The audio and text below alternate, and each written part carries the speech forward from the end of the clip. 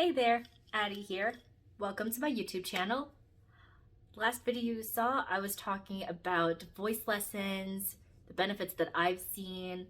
I gave a huge shout out to my voice teacher and gave you some tips if you're thinking about taking voice lessons. Hopefully you enjoyed that and that helped you out. Kind of piggybacking off of that, I'm going to tell another music related story.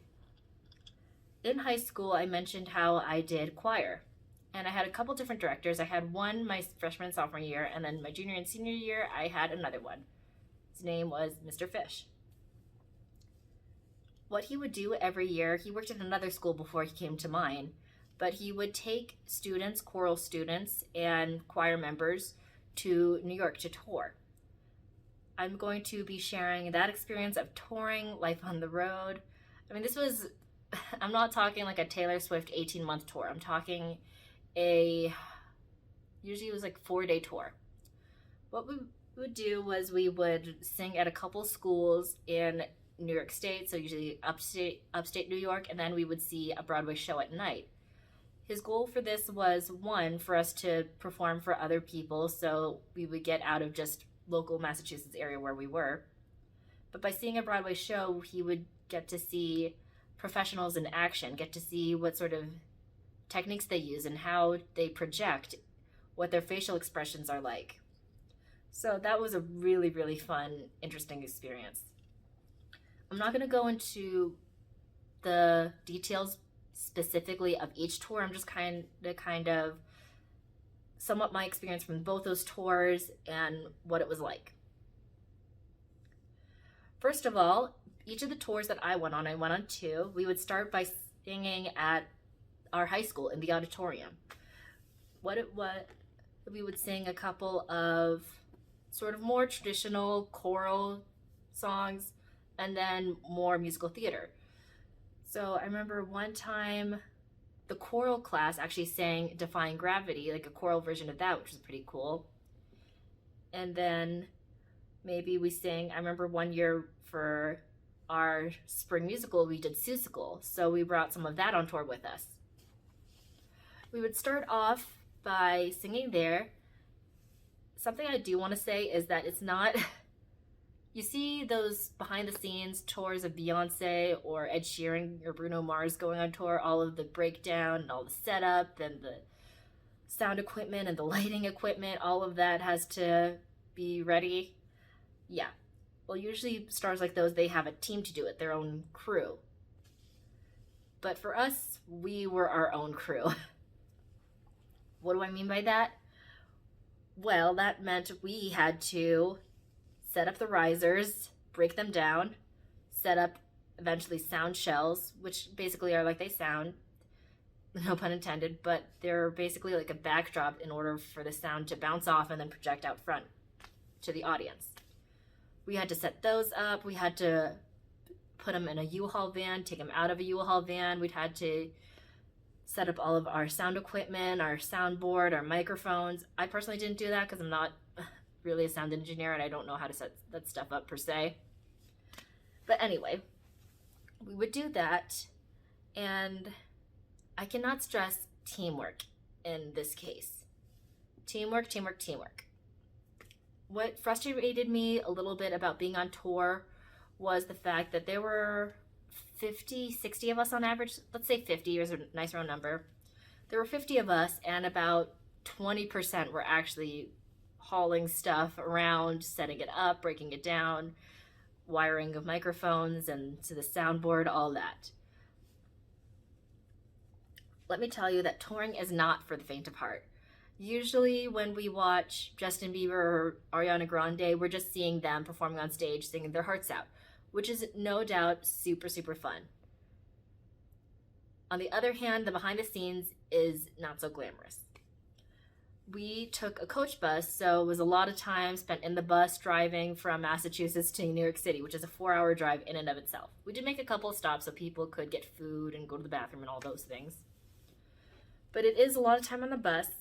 It is a lot of time of spending time with your peers, a lot of rubbing shoulders. Literally, we would have to be shoulder to shoulder, standing up on those risers or sitting in a bus. So it was a little a little intense. And then of course there was the hotels. What we had to do was we had to kind of, usually it was 4 of us, 4 to a hotel room. We had to create our own sort of groups. Then we had to give them to the teacher, say like A, B, C, and D, we're all rooming together. And then E, F, G, and H, they're rooming together. That was a little hard because a lot of friends paired off. There were a lot of girls who joined literally just to go on tour and just to hang out with their friends. They were usually the same girls who didn't help with the setup and breakdown. But that's what I mean by it's not for the faint of heart. It is a lot of time. It's a lot of manual labor. And of course, you got to know all of your music. And it wasn't just my teacher with 50 kids. About 10 or so adults went with us. So obviously the nurse came with us, then a few teachers, our accompanist, and then usually someone, I remember one year someone's grandmother came. It was usually someone's parents or grandparents who came along to add numbers to the chaperone. What we would do is we would get to a school, we would unload our U-Haul van with all of our equipment, set it up, sing for about an hour and a half or so. Then we would break it down and they would usually very kindly feed us pizza. So that was really nice. I would say the biggest, probably the best part, of course, the Broadway shows, obviously walking around Times Square, super fun, getting to be part of the New York City hustle and bustle.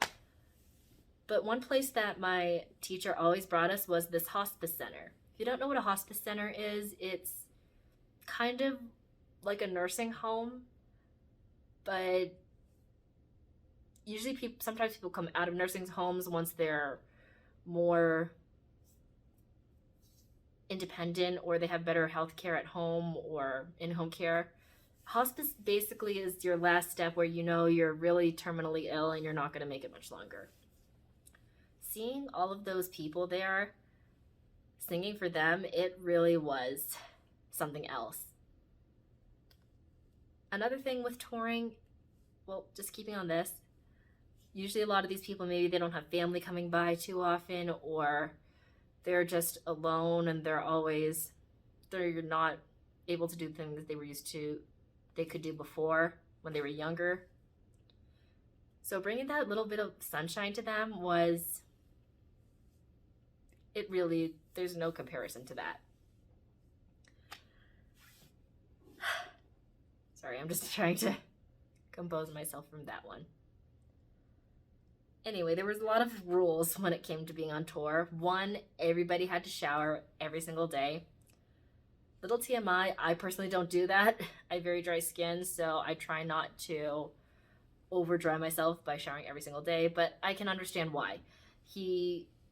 My teacher wanted us all because we were sleeping in the same room together. We were being on the bus for long periods of time and being on risers for a long period of time, shoulder to shoulder. He didn't want anybody's body odor stinking the place up. We all had to wear deodorant. Again, a given. Something we couldn't wear was any perfumes or colognes, for kind of the opposite reason of the showering, where sometimes they're too strong and they just get to some people. Anyway, this is kind of more of a rambly video, but I just wanted to share some of my experiences with touring. Oh, and New York City, that was the coolest part. We would walk around, we would get to go to different shops, we would go to these restaurants, some famous ones like Bubba Gump's, which is the shrimp place and seafood place. That was a really good time. We went to this pizzeria called John's Pizzeria. That was probably one of my favorites. They have probably the best pizza I've ever tasted on earth. I forget where exactly it is, but if you look it up online, I'm sure they're still open. They would actually make the pizza right in front of you. It was insane. Then of course we went to like the tourist traps, like the M&M store, the Hershey store, the Toys R Us when it was still Toys R Us. It was hard, but it was definitely an experience. Anybody who wants to go into music or really wants to make a career out of it going on tour, I think they should have an experience like that. It teaches you a lot. It shows you what the meaning of teamwork is, and it brings people together. It really does. It helps you get along with people maybe you wouldn't normally get along with. It helps you to compromise. Yeah, it was just a lot. Oh yeah, just a kind of a bonus thing I remember, going back to the hotel thing. Girls were not allowed in boys' rooms and vice versa, even if it was like 2 in the afternoon. My teacher was very, very strict about that. He was responsible for 50 teenagers, which I don't blame him for. He didn't want anybody getting into any trouble. And then I remember the first time he took my school on tour, a lot of the girls especially, they would go to each other's rooms at night. So Susie would visit Sally over in her room, and Jessie would visit Sammy over there. And in order to prevent that from happening, what they did the second year that we went on tour was they actually put tape, like blue painter tape, on the door, which was pretty clever because you obviously can't put a piece of tape back when you're back inside. So any piece of tape that was not properly taped on the door and onto the jam, you knew that someone left and went to another room. Anyway, that was my experience with touring in New York City my junior and senior year of high school. If you liked this video, give it a big thumbs up, leave a comment down below, hit subscribe, and hit the little bell icon in order to be notified of any new videos I post. I post every Saturday at noon Mountain Standard Time. Let me know what you guys think. If you'd want to see more videos like this, music sort of videos, experience story times, let me know. Thank you and have a great rest of your day.